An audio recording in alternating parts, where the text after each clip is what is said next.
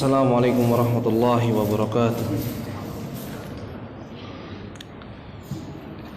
Innal hamdalillah nahmaduhu wa nasta'inuhu wa nastaghfiruh wa na'udzu billahi min shururi anfusina wa min sayyiati a'malina.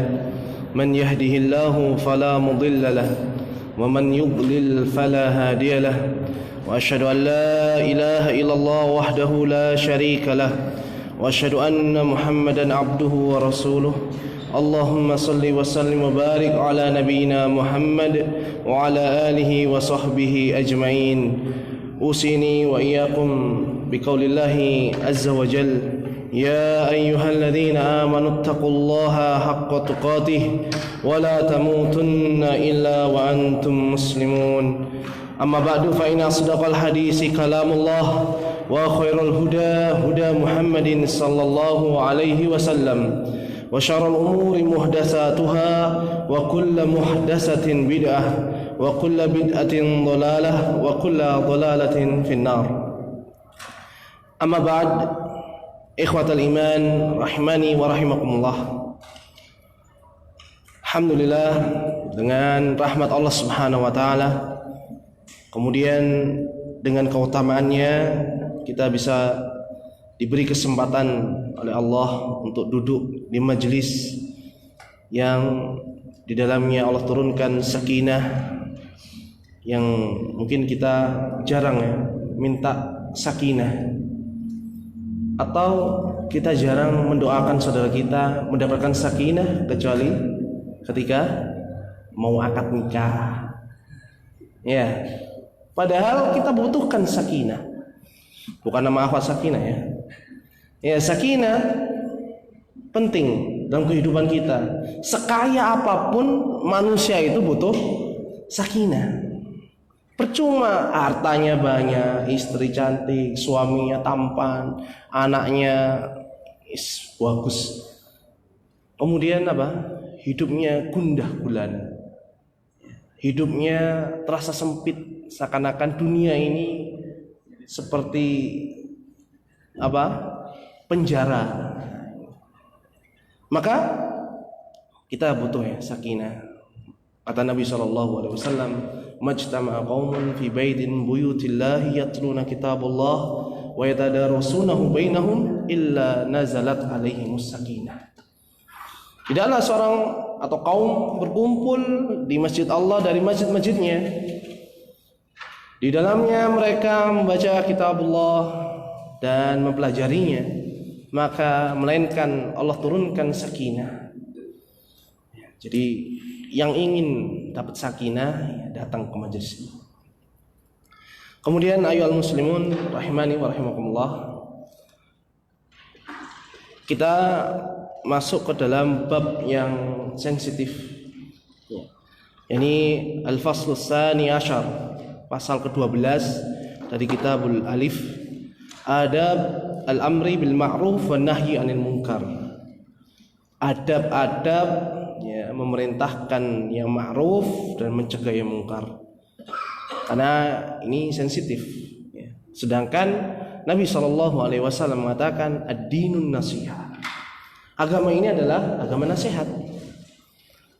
Bahkan Allah Subhanahu wa taala menjadikan agama ini atau umat Islam yang dibawa oleh Nabi Muhammad SAW ini untuk melaksanakan hal tersebut. Allah Jalla Jalaluhu berfirman dalam surah Al-Imran ayat 110, kuntum khaira ummah. Kalian ini, kalian itu kita. Tapi secara khusus ayat ini turun kepada siapa? Para sahabat radhiyallahu ta'ala anhum. Allah memuji khaira ummah, sebaik-baik umat. Apa sifatnya? Ukhrijal linnasi ta'muruna bil ma'ruf, yang dikeluarkan oleh Allah, maksudnya dilahirkan untuk apa? Ta'muruna bil ma'ruf, untuk memerintahkan manusia kepada yang ma'ruf.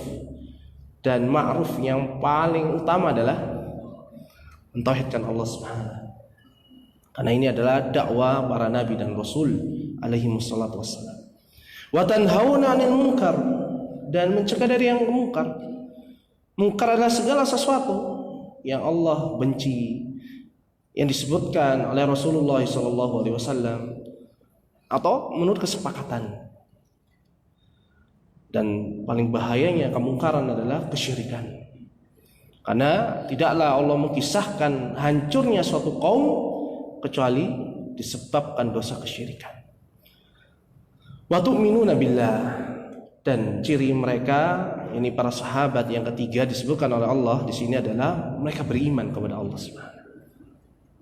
Ya beriman apa? Secara takrir dalam hati, lisan dan amal perbuatan.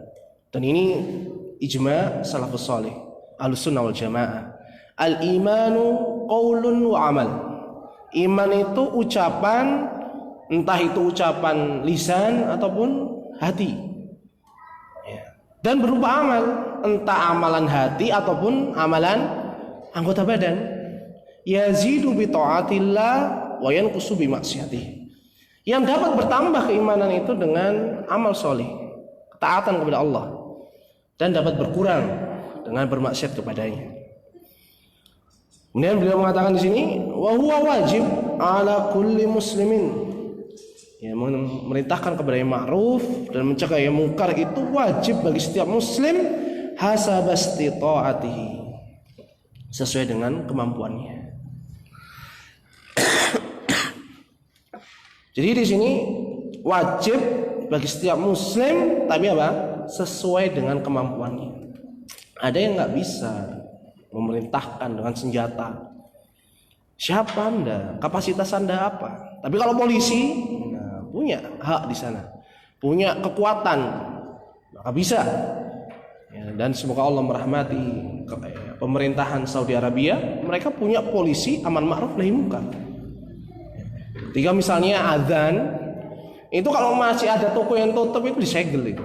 Disegel. Nanti di sidang kalau hasilnya baru sekali peringatan atau denda, seterusnya bisa jadi sampai tutup. Walahu adabun tata'allaqu bihi nadhkuru minha bi'aunillahi ta'ala. Kemudian beliau mengatakan amar ma'ruf nahi munkar ini juga karena penting ada adab-adab yang berkaitan dengannya. Kemudian beliau akan menyebutkan dengan pertolongan Allah Subhanahu. Yang pertama, an-niyatus shalihah. Harus. Jadi memerintahkan yang ma'ruf dan mencegah yang mungkar itu harus dengan niat yang shalihah. Kenapa? Karena ini ibadah.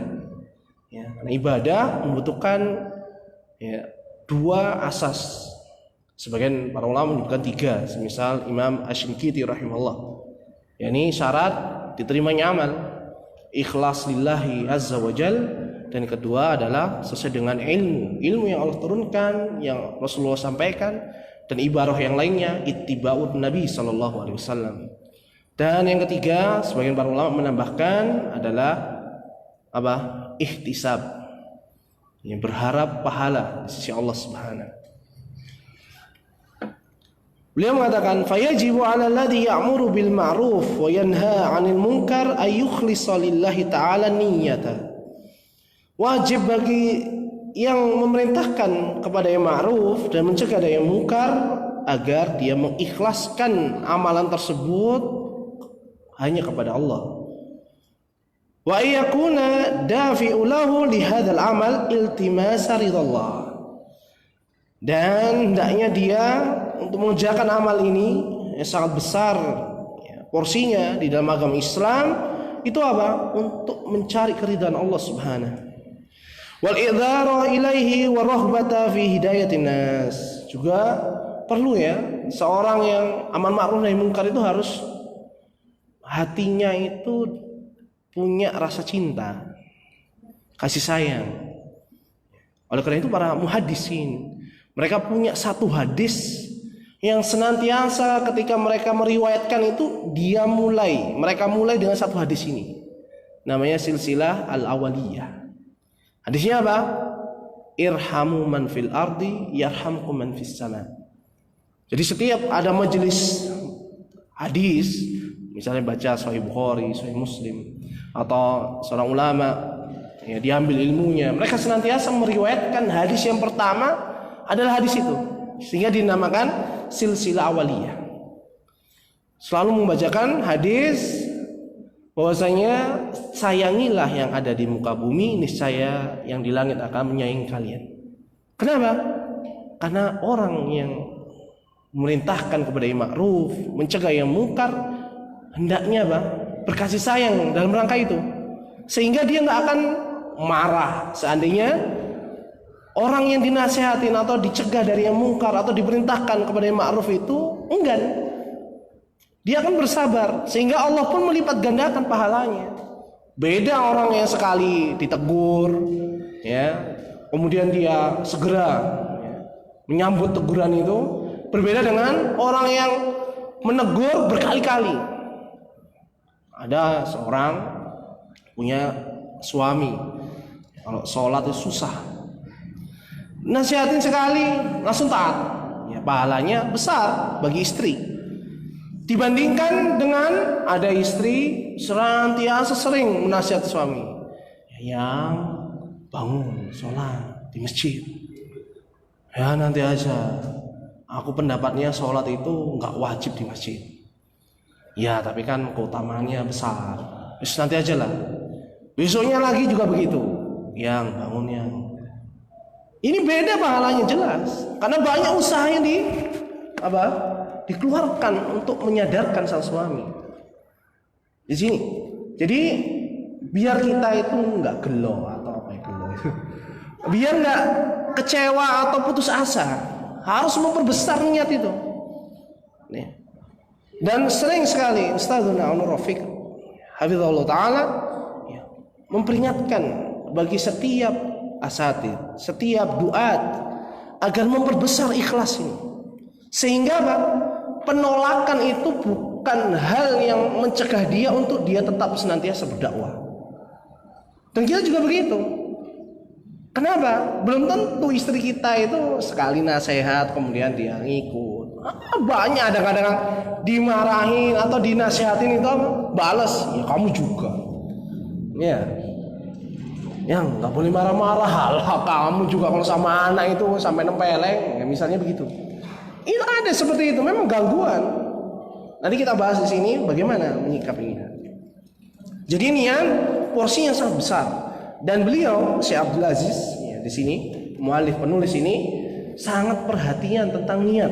Bahkan hampir setiap pasal di sini itu dimulai dari niat. Kenapa? Kunci batin untuk Allah Subhanahu wa taala memperhatikan setelah niat ya, itu harus niat dulu. Baru gimana dia berusaha, bagaimana dia mencurahkan kemampuannya untuk beramal soleh, untuk beribadah kepadanya. Ini.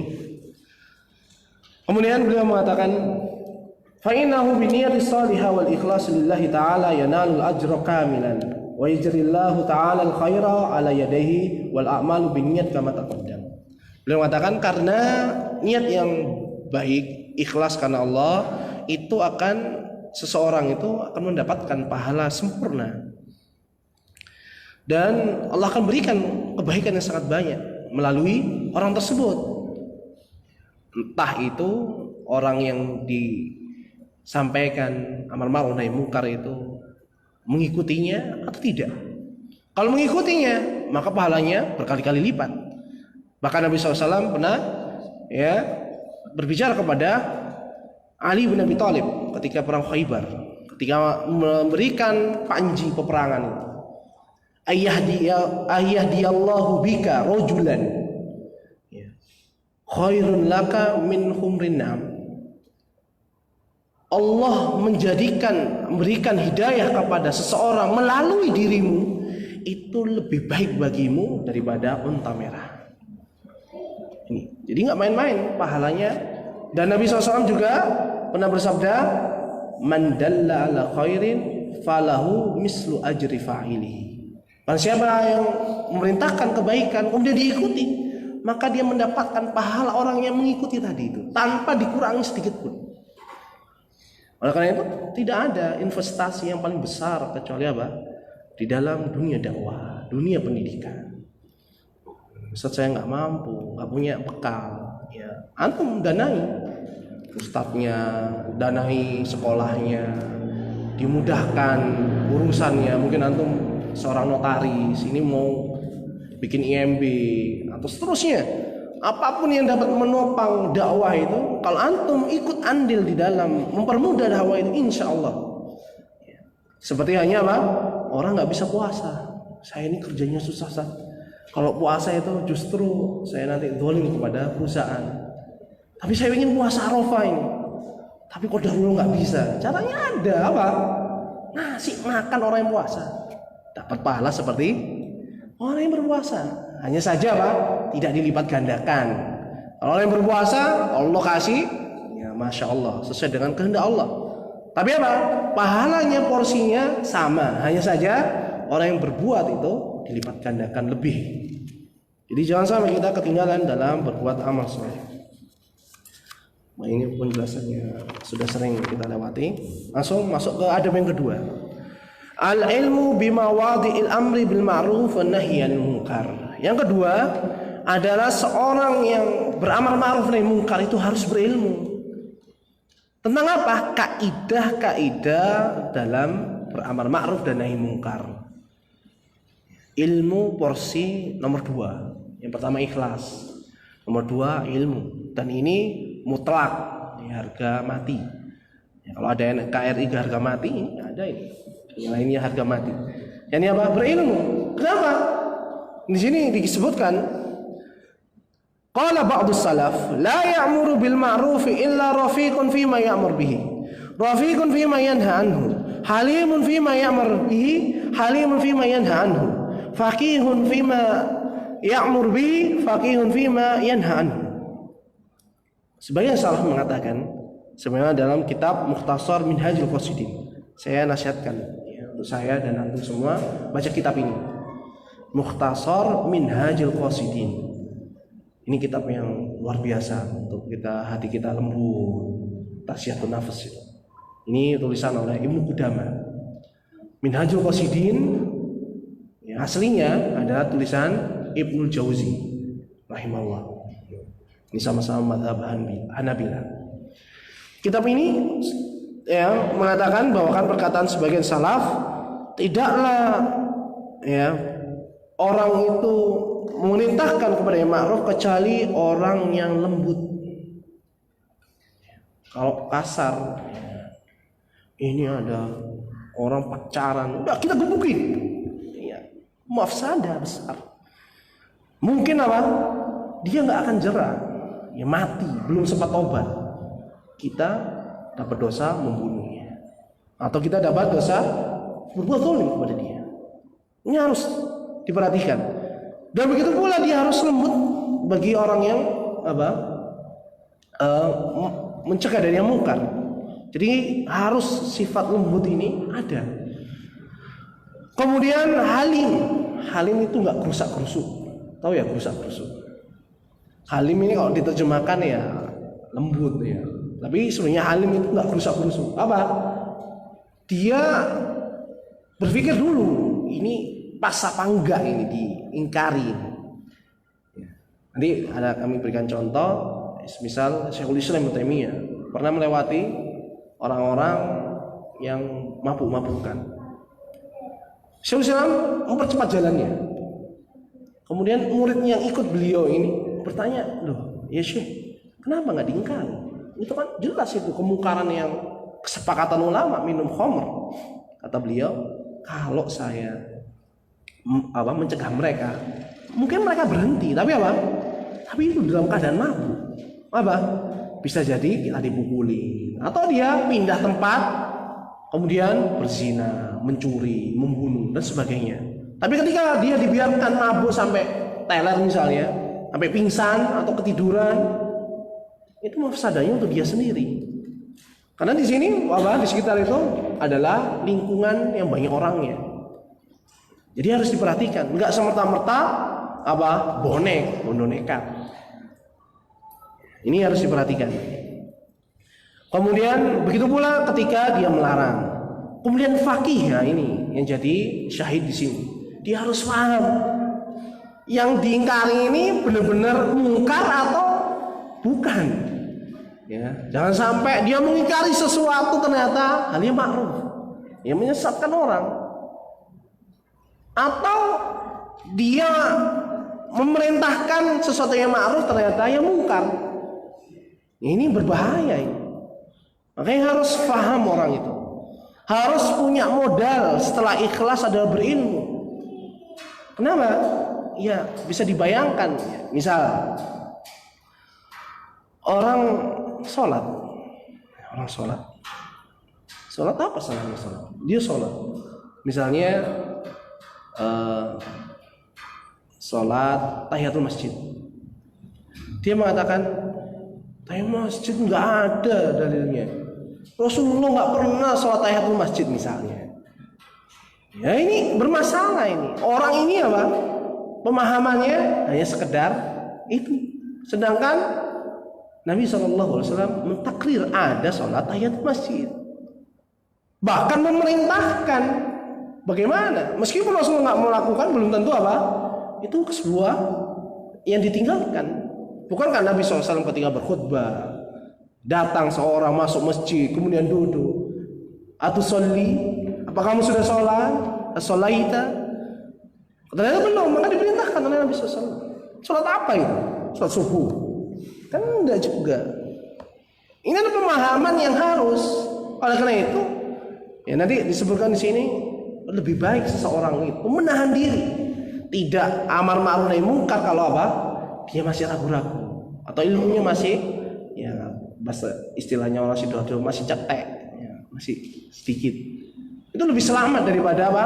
Sekedar modal baru tahu ya selesai misalnya kitab Al-Wajiz misalnya. Nggak tahu di sana ada perselisihan para ulama. Nanti di sini disebutkan ya mending dia bersabar. Mending dia apa? Menuntut ilmu. Kemudian ibadah yang lain. Karena apa? Hendaknya seseorang itu memperhatikan yang pertama adalah siapa? Dirinya sendiri. Ya, dirinya sendiri. Bukan berarti apa? Kita menyepelekan dakwah, bukan. Di sini bukan masalah menyepelekan, tapi apa? Keselamatan dirinya dan orang lain. Ya, ini dia. Kita lanjutkan baca. Fayajibu 'alal amiri bil ma'ruf wa nahi 'anil munkar ay yakuna 'aliman bima ya'muru bihi wa yanha anhu. Maka wajib, kata Syekh di sini, bagi orang yang memerintahkan kepada yang ma'ruf dan mencegah yang munkar untuk dia memiliki ilmu atau berilmu tentang apa yang dia perintahkan dan apa yang dia larang. Fala ya'mur wa la yanha bi jahlin. Jangan sampai dia memerintahkan atau melarang karena kebodohan. Fatal, menyesatkan orang. Pernah suatu saat sahabat safar, kemudian ada salah seorang dari temannya itu kepalanya terluka, bocor dalam riwayat Abu Dawud.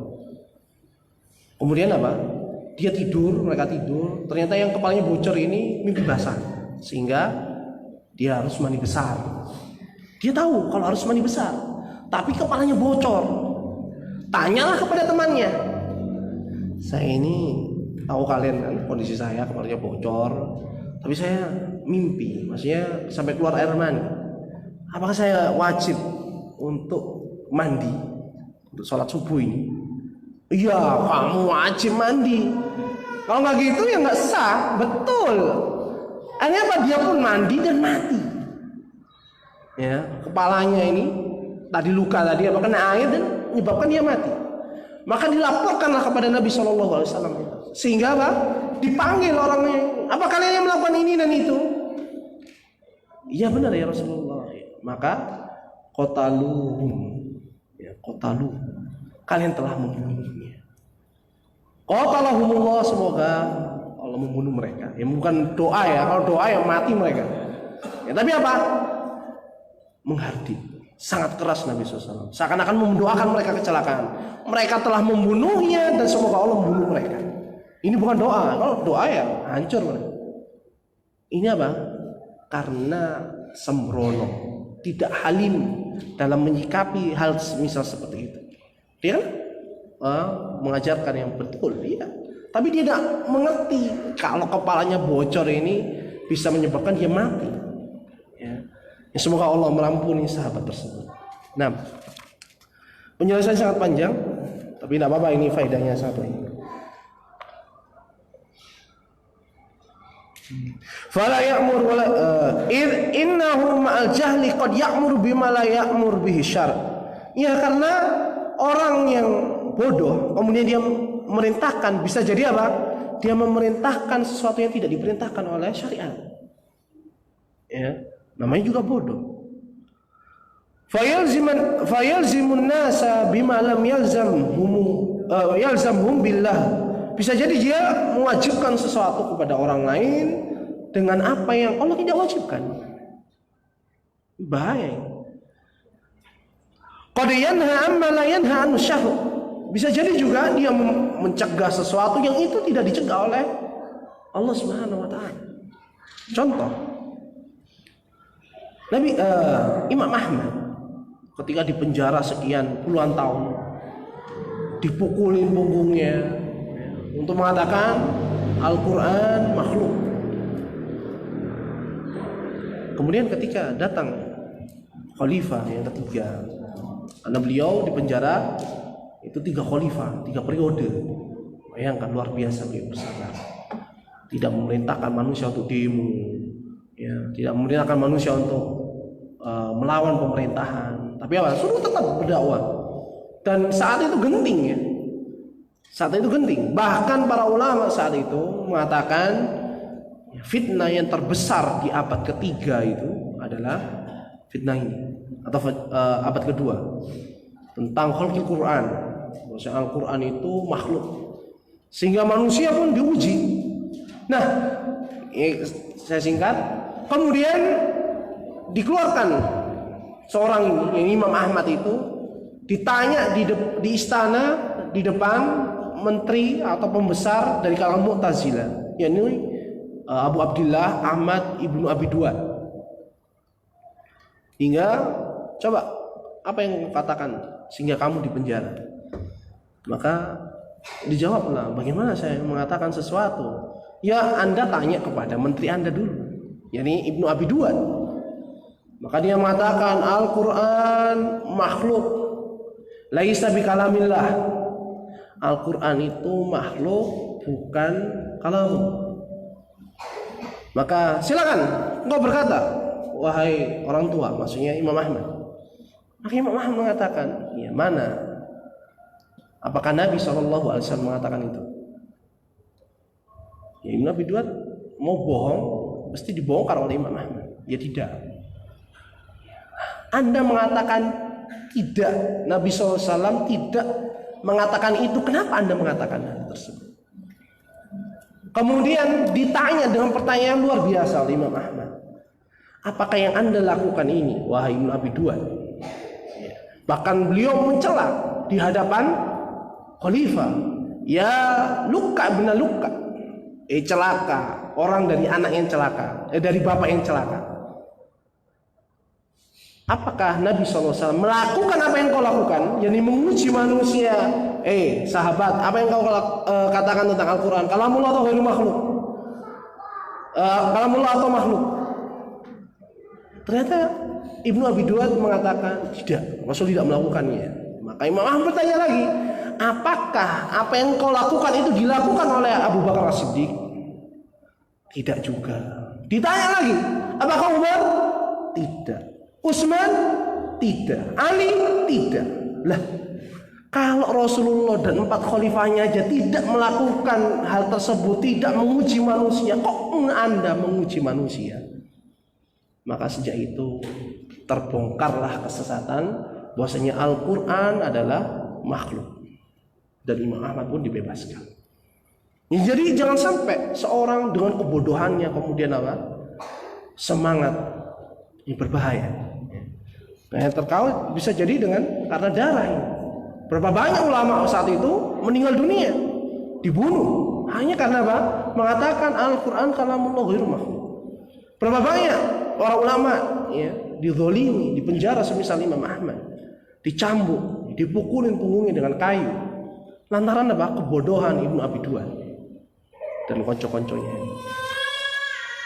Kemudian fayuharimu ala nasi ma'ahallah, dan jangan sampai ya dia itu mengharamkan kepada manusia apa yang Allah halalkan. Maka ini harus perhatikan. Kemudian fayakunu dhalan da'iyan ila dhalal, sehingga dia pun menjadi apa? Dai yang sesat dan menyesatkan. Itu bahaya. Sehingga dia jadi pasukan syaitan. Nasallallahu salamah wal afiyah.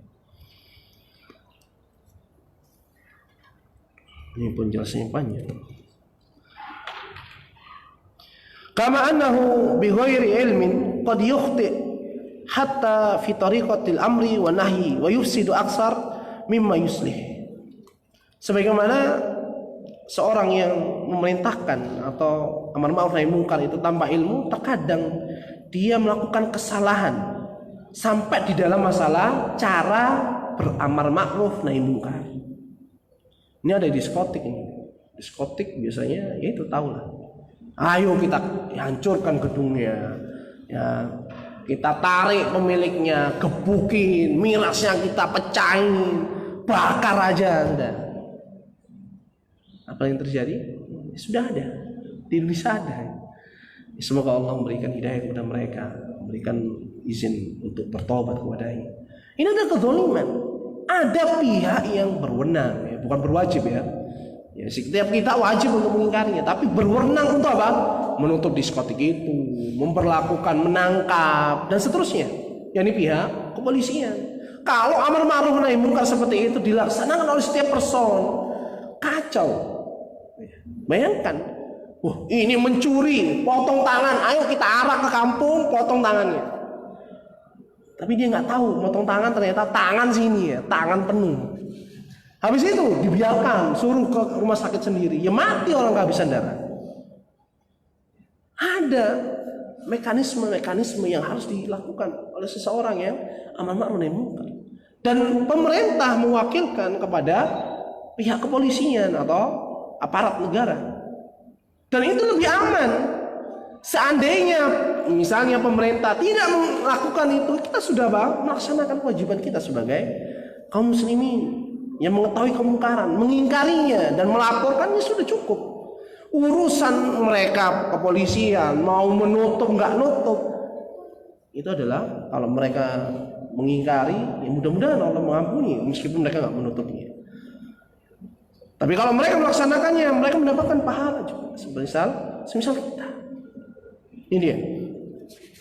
Wa qad ya'muru bi syai'in la ya'rifu ad-dalil 'ala wujubihi wa yanha 'an syai'in la yastati'u isbata hurmatihi wa yanqati'u idza ma jadalahu ahadul mukhalifin.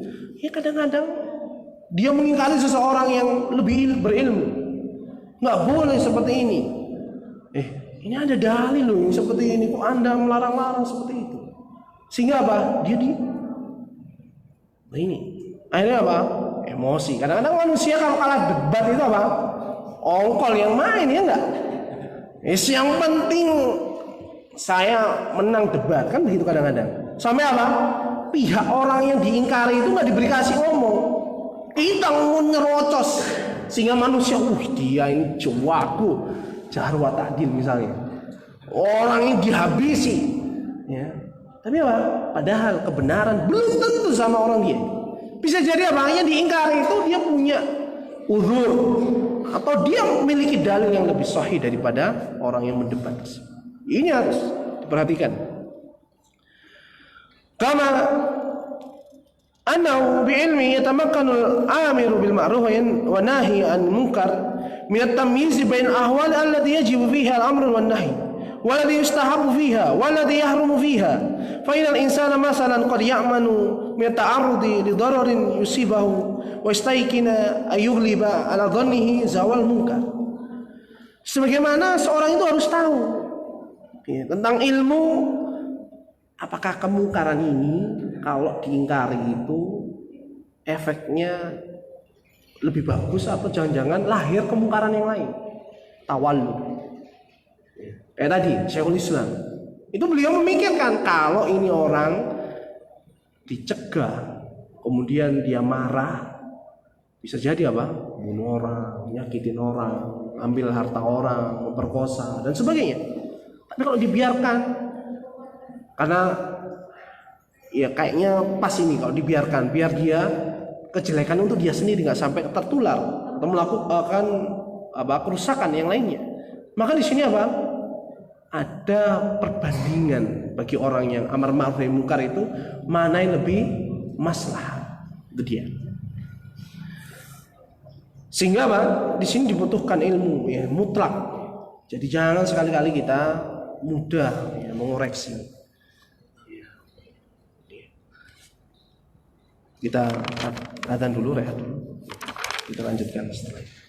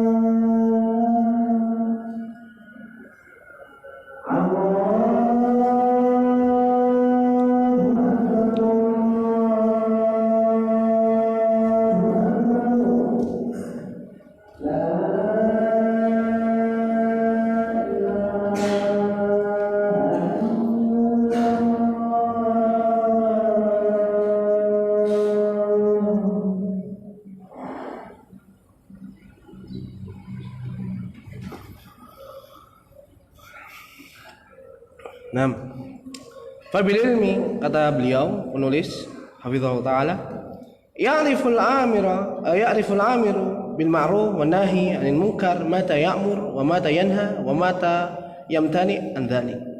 Dengan ilmu, orang yang beramar ma'ruf nahi munkar itu mengetahui kapan dia harus memerintahkan yang ma'ruf, kapan harus dia mencegah yang munkar, dan kapan dia menahan hal tersebut, menundanya. Ini kalau enggak orang fakih punya modal ilmu, kemudian usul fiqh, qawaidul fiqhiyah, ya bisa ya. Karena itu penting ya, di sini. Kemudian wahina naqulu bi istiratil ilmi, di catatan innal amil bil ma'ruf wan nahy anil munkar fa innana la naqsudu istiratal ilmi mutlaq. Kata beliau, apa yang kami katakan di sini tentang wajibnya seorang yang beramal ma'ruf nahi munkar itu berilmu, kami tidak memaksudkan harus memiliki ilmu secara sempurna. Maksudnya dia harus tahu dalilnya, kemudian bantahannya, harus tahu usulnya, kaidahnya, bolehkah ada perselisihan di dalamnya secara detail. Tidak. Kalau gitu ya hampir-hampir nggak ada yang menguasai. Ya. Cuma sedikit saja. Tapi apa? Yang bisa dipastikan. Awal ijtihad mutlak, atau dia harus mujtahid mutlak. Nah, zaman sekarang mujtahid mutlak sangat sedikit. Ya, sangat sedikit. Harus diperhatikan. Wa innamal muradu Anal amira bil ma'ruf wan nahya 'anil munkar yanbaghi an yakuna 'aliman hatta walau bil mas'alatil maqsuda bil amri wan nahyi faqat. Li'alla ya'muru bi ghairil ma'ruf wa yanha 'an ghairil munkar. Maksudnya adalah dia mengetahui secara global. Minimalnya begitu. Kalau ini tuh benar-benar adalah perkara ma'ruf sehingga dia bisa apa? Bisa memerintahkannya. Atau dia harus tahu ini tuh benar-benar kemungkaran. Sehingga harus diperhatikan manusia untuk tidak jatuh di dalamnya atau berhenti dari hal tersebut. Wallahu ta'ala alam. Kemudian yang ketiga, arifku fil amri wan nahi. Harus lembut. Pentingnya. Kenapa? Orang yang diingatkan oleh orang yang kasar itu biasanya apa? Menerima atau marah? Marah. Ente salah, gak boleh seperti itu. Lihat itu orang-orang itu. Hoi, lihat nih, dia melakukan ini, Mas. Dia bukan apa diberi kebaikan, tapi apa justru membuat orang naik pitam. Ya. Fayajibu 'alal 'amil bil ma'ruf wan nahy 'anil munkar an yakuna rafiqan fima ya'mar, rafiqan fima yanha mastata'a ila dzalika sabila. Maka wajib bagi yang amar ma'ruf nahi munkar itu rafiqan, harus lembut. Dan cara yang lembut ini disukai oleh Rasulullah SAW. Bukan Rasulullah ketika mendakwahkan tauhid, mencegah dari kesyirikan, gak marah-marah. Padahal itu adalah perkara yang paling besar di dalam Islam. Tidak ada ceritanya Nabi marah kepada sang paman. Paman ini tidak tahu tak kalau itu kesyirikan. Nanti masuk neraka ini jadi bangkai-bangkai. Sudah. Ya. Nah, dan sekarang, masya Allah, kasar.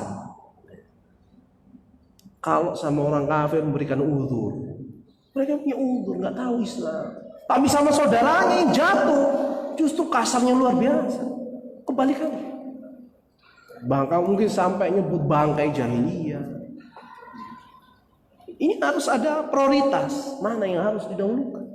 Jangan sampai apa? Orang itu menjadikan amar ma'ruf nahi munkar membuat orang lari. Meskipun ada bab dan masalah ini bukan bab amar ma'ruf nahi munkar. Ini suatu saat Mu'adz bin Jabal.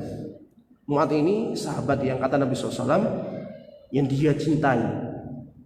Ya Mu'adz bin Jabal, wallahi inni la uhibbuka fillah. Bayangkan Mu'adz bin Jabal itu disampaikan begitu, kalau kita mungkin sudah kelepek-kelepek gitu. Wah, ya, Mu'adz, engkau adalah orang yang aku cintai karena Allah. Masya Allah, dapat cinta Rasulullah. Tapi apa? Pernah dia punya kebiasaan kalau sholat isya bersama Nabi. Kemudian apa? Dia segera pulang ke kampungnya untuk apa? Jadi imam. Nah, suatu saat dia sholat isya bacanya surah Al-Baqarah. Bayangkan Al-Baqarah 2 juz setengah itu dibaca kamil 1 rakaat. Sehingga apa? Ada seorang pemuda, ya, dia sholat karena yang dibaca surah Al-Baqarah mundur dari jamaah, menyelesaikan sholatnya. Terlalu lama. Bayangkan Al-Baqarah. Nabi saja nggak pernah sholat 5 waktu itu baca surah Al-Baqarah. Beliau baca surah Al-Baqarah ketika sholat malam, tahajud. Sehingga apa? Dia mundur selesai, dan sahabat yang di belakang tadi yang mengetahui kejadian itu lapor kepada Mu'adz. Mu'adz si fulan tadi mundur, selesai pulang dia. Kemudian si Mu'adz mengatakan, munafik ini orang. Dilaporkan kepada yang tadi, kamu dicap munafik sama Mu'adz bin Jabal. Dia pun merasa gelo ya. Salah saya apa? Saya punya dalil bahwa saya sholat kok sampai soal Baqarah, sedangkan saya punya hajat. Mungkin istrinya ya harus gantian ngomong anak. Sehingga apa? Dia nggak terima, lapor kepada Rasulullah SAW. Sehingga dipanggil Mu'adz.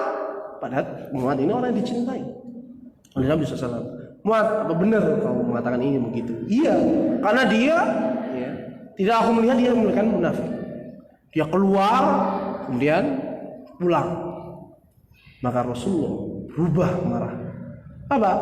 Inna minkum lamunafirin. Sesungguhnya ada sebagian dari kalian itu membuat orang lari. Sejak itu Mu'ad itu udah seakan-akan ya cinta yang sempat diutarakan oleh Nabi SAW seakan-akan apa? Hangus melihat marahnya Nabi SAW. Dan itu penting ketika kita mencintai seseorang, orang itu baik, tapi dia melakukan kesalahan yang nggak pantas, itu justru marah lebih bagus, sehingga apa? Dia lebih perhatian. Dan sejak itu Mu'ad sangat-sangat berhati-hati di dalam masalah hal tersebut. Bayangkan, inna minkum lamunafirin. Nah, kita belum pernah dipuji oleh Rasulullah atau dikabarkan Rasulullah cinta kepada kita, fulan fulana, kemudian kita membuat manusia lari. Yang sudah ngaji terutama, ada orang baru ngaji, tidak tahu, mas celananya isbal, diangkat, neraka mas. Iya betul, neraka. Tapi ada sesuatu yang lebih penting. Dan di sini coba nanti disebutkan hendaknya Pak ambil skala prioritas. Oleh karena itu jangan sampai masjid itu kosong dari dakwah tauhid, dakwah akidah sahihah. Jangan sampai, harus ada. Alhamdulillah di Darul Fitrah ini ada. Tapi porsinya kayaknya kurang ya. Ya nanti bilang ke ketua takmir atau lajnah dakwah, porsinya diperbanyak. Karena sesuatu yang sangat penting itu menjadi apa? Terutama ya khutbah Jumat. Orang itu bisa mendengar dakwah itu kayaknya hanya di khutbah Jumat. Orang awam itu nggak mungkin, ini dakwah tauhid Wahabi, saya keluar pindah masjid, nggak ada kayaknya. Paling nanti lapor, jangan ke masjid itu. Ya, dakwah Wahabi. Ya, paling begitu. Tapi apa? Oleh karena itu kesempatan seperti itu ajarkan ya, sebagai khotib untuk apa? Sesuatu yang sangat penting. Minimalnya dia pernah dengar sehingga apa? Kita punya hujah di hadapan Allah Subhanahu wa taala. Dia nggak akan bisa apa? Punya alasan lagi.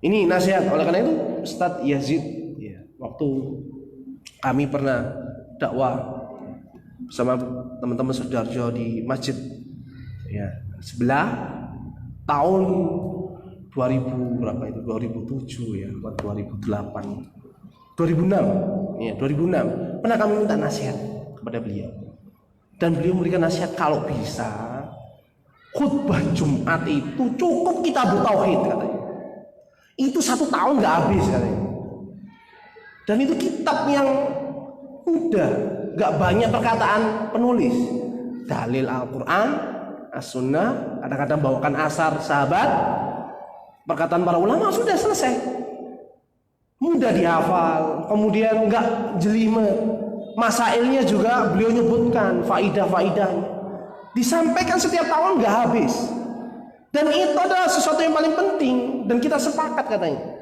Maka antum harus itu ya. Dakwah untuk khutbah itu kalau bisa kita tauhid aja. Mungkin bab ini, ustadz itu seterusnya. Ya sebisanya itu kan. Itu nasihat dari Ustadzuna Yazid. Dan ini kita masih panjang. Tidak apa-apa. Sebelum kita tutup, saya bawakan dalilnya. Seorang yang beramar ma'ruf nahi munkar harus lembut adalah sabda Nabi SAW. Innallaha rafiqun yuhibbur rifqah. Sesungguhnya Allah itu rafiq, lembut. Yuhibbur rifqa, yang menyukai kelembutan fil amri kulli, di segala perkara. Di sini berarti apa? Allah punya nama Ar-Rafiq. Dan Allah menyukai kelemah lembutan dalam segala perkara. Wa yu'ti alaihi ma la yu'ti alal unfi. Dan Allah itu memberikan kebaikan kepada orang yang atau sesuatu lemah lembutan itu tidak diberikan kepada orang yang kasar. Wa ma la yu'ti ala masiwahu, dan tidak pula memberikan kepada selainnya. Jadi di sini apa? Allah mengistimewakan yang lemah lembut itu diberi kebaikan, diberikan sesuatu yang tidak diberikan kepada selainnya. Apalagi dengan dakwah. Wa qala man yuhramil rifqa yuhramil khaira. Kata Nabi SAW, barang siapa yang diharamkan baginya kelemah lembutan disebabkan dia kasar, maka diharamkan baginya kebaikan. Berapa banyak perkara itu kita mendapatkan faidah banyak karena apa? Kelemah lembutan. Justru dengan kasar, ya, dengan bengis, arogansi, justru membuat orang lari. Wa qala inna rifqa la yakunu fi syai'in illa zanahu wa la yunza'u min syai'in illa syanahu. Kata Nabi SAW, bahwasanya kelemah lembutan itu tidaklah ada pada sesuatu kecuali dia akan menghiasinya. Kita kan suka perhiasan, ya. Bahkan perhiasan yang paling kita sukai apa? Hah? Wanita surga nggak ada di dunia ini. Ya mar'ah solihah, ya enggak? Kalau kita dapat mar'ah solihah, nggak ada yang sempurna, ya, nggak ada yang sempurna. Maka perlakukan dia secara lembut, ya, secara lembut, sehingga apa? Kita akan menghiasinya. Bahkan Nabi SAW mengatakan in akontah kasartah. Apabila kalian luruskan wanita itu, istri kalian itu yang sebelumnya Nabi SAW mengatakan dia khuliqat min dil'in, dari tulang rusuk yang paling bengkok. Kemudian kau luruskan secara paksa, kasartah, kau mematakannya. Mematakannya maksudnya apa? Dia pasti minta cerai. Ceraikan saja saya. Pulangkan saja ke rumah bapak ibu, kan begitu. Ya, ini penting. Dan tidaklah kelemah lembutan itu dicabut oleh Allah Subhanahu wa taala pada sesuatu hal kecuali apa? Dia akan memperburuknya. Oleh itu Nabi SAW itu rafiq di dalam permasalahan apapun, selagi apa? Bukan di dalam kehormatan Allah Subhanahu wa taala. Sebagaimana dalam hadis Aisyah radhiyallahu anha. Dan dalam Al-Quran juga ada. Ini firman Allah Subhanahu wa taala tentang hikayat kisahnya Musa dan Harun alaihi wassalam ketika diperintahkan berdakwah kepada Firaun. Apa kata Allah? Faqula lahu qawlan layyinan la'allahu yatadzakkar aw yakhsha. Ya, idhaba ila fir'auna innahu tagha. Ayat sebelumnya. Pergilah kalian berdua ke Firaun. Sesungguhnya dia ini berlebihan. Hulu, dia mengangkat dirinya sebagai sesuatu yang tidak berhak sama sekali. Dan katakanlah kepadanya, wahai Musa dan Harun, perkataan yang lembut, layinan, lemah lembut. Bayangkan manusia yang paling berbahaya, yang paling rusak adalah Fir'aun. Tapi apa? Allah perintahkan dengan lemah lembut. Bagaimana dengan saudara kita? Masa nggak diberi udzur? Beri udzur. Ya. Urusan dia terima nggak terima sudah serah Allah Subhanahu wa taala.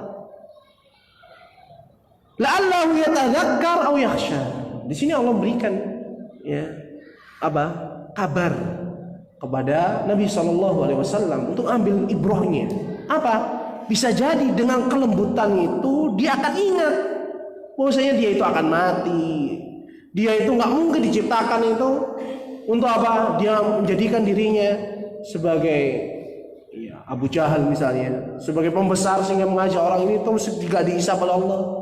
Nggak mungkin ya dia kemudian dibiarkan oleh Allah Subhanahu wa taala sebagaimana persangkaan orang-orang jahiliyah, tidak ada hari berbangkit. Atau dia yakhsha, takut kepada Allah sehingga dia bertobat kepada Allah Azza wa Jalla. Mungkin ini yang dapat kami sampaikan.